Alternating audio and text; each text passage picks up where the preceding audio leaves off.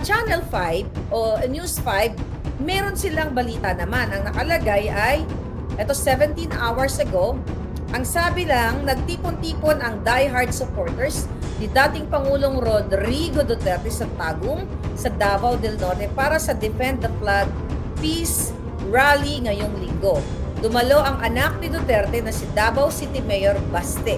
Ito'y sa gitna ng issue umano'y ito'y sa gitna umano'y issue ng secret agreement ng dating executive sa China kaugnay sa West Philippine Sea. This is fake news. Look at you, News 5, jutang ginemis kayo.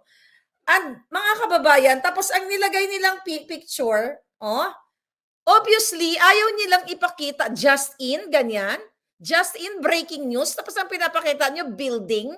Kung di ba naman kayo mga jutang ginimes, tapos kulang na lang, ang ikuhain nyo, yung ilaw lang. Nakita nyo mga kababayan? Ayan, kahit puntahan nyo yan.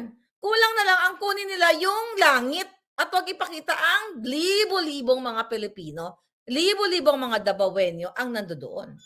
Tapos, balikan ko din yung caption. Kaya daw, nagtipon-tipon doon, ay basahin natin, dumalo ang anak ni Duterte na si Davao City Mayor Baste. Ito'y sa gitna ng issue umano'y ng secret agreement. Wrong! Very fact! Tangina ha? Fake news dahil ang hakbang ng maiisog, hindi po yon patungkol sa secret agreement na sinasabi ni Marcos Jr. Ang hakbang ng maisog ay isang pagpapakita ng pinagsama-samang boses dahil sa nararamdamang opresyon, suppresyon, tanim kaso, fabricated crime, droga, nicotine, smuggling, kidnapping. Yon ang tungkol sa maisog, hindi sa secret agreement.